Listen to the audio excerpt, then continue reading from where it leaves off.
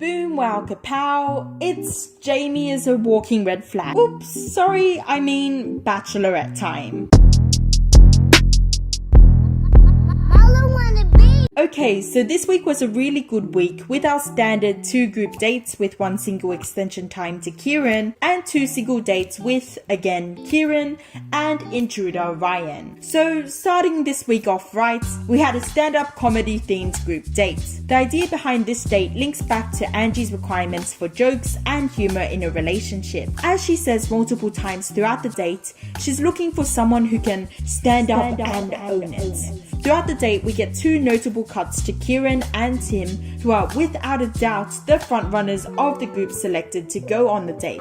I guess you could argue that Jackson also pops up a couple of times too, but nowhere near the amounts that the other 2 boys do. It's kind of interesting to note though that none of the notoriously serious boys were invited on this date, Carlin, Ryan or Jamie. So it's a kind of interesting thought process that Angie would pick the known jokesters to come on the comedy date to prove that they can joke around when really she should be testing the other more serious guys. Anyways, regardless, the boys definitely got some huge belly laughs from Angie, especially Tim and Kieran's performances.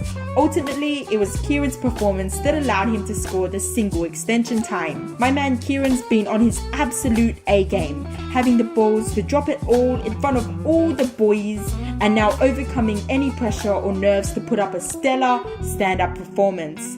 Here's a catch if you ask me. Angie seems pretty impressed too, saying things like he just keeps on delivering, especially as Kieran opens up about his relationship with his siblings and his family values. Despite not scoring a kiss during his single first extension time, he definitely managed to get one in this time. We then move on to our single date with Ryan. It's a bit strange that Angie physically went to the mansion to let Ryan know that he was on the date, and it was a bit weird that she prefaced the whole thing with, "The boy I'm going to choose has to be brave and courageous in body, mind and spirit, and fearless in body, mind and life." To be fair, that definitely doesn't seem like a description that would fit on a date card, but also it felt just really out of place because no other single date invitations, or any date invitations for that matter, go into depth or even at all as to why a guy was chosen on the date. Moving on though, this single date was firefighter inspired, and on the date, Angie and Ryan had to face a couple of high intensity challenges like putting a whole dumpster fire out as well as scaling down a building. They end the date off with a nice little chat in the evening where Angie decides that he is perfect for her because they have an abundance of things in common, including and limited to liking dogs and having sweaty hands. They do have a really nice chat though, where Ryan opens up about his heart surgeries, and they end the date off with, you guessed it, a smoochie. Finally, to sum up Wednesday's episode, we have the cocktail party, or should I say Jamie time. Jamie, fan favourite, absolute machine, gifts Angie a pair of socks, to which Angie deadpanly says in her confessional, "He really cares about me. He's really so thoughtful." We do have a little bit of tiffle-taffle with Ryan and the rest of the boys, where Ryan asks Angie aside for a chat, and a good thing too because he gets a second smoochie, but because of this the other boys just decide they cannot trust him, even though the main people pointing him out as a dog for going up to Angie despite being safe have done so in the past as well. Tim and Kieran. We then move on to Thursday's episode, where we can basically just end the show because Jamie got the first rose, the last rose ceremony, so he definitely has to be the winner. Moving on though, we had a single date with Kieran, which involved a speedboat car ride and second good chat of the week. A lot of the concern to do with Kieran in Angie's eyes comes from him being a jokester type, and she's not really sure there's much more depth to him than that.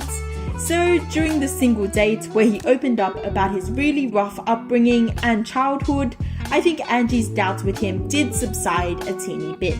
Kieran was also able to seal the deal with yet another smoochie. Next we had our group date, which was actually quite high intensity if you think about it. Angie brought her family around to meet the boys even though this is an activity usually reserved for the final two in the finale. Our Bachelorette split the men into two different groups, one to go with her mum and the other to go with her dad. Weirdly enough, most of the boys people would generally consider to be the front runners, like Tim, Carlin, Kieran, Jackson and Matt, were put with her dad, while Ryan was put with her mum. The gang that went with her dad basically unanimously said that Ryan and Jamie are snakes that are either not to be trusted or to be steered away from. Afterwards, when her parents were talking to her about their impressions of the boys, her dad notably said that Carlin and Kieran would be perfect for her lifestyle and snubbed Ryan, Tim and Jamie.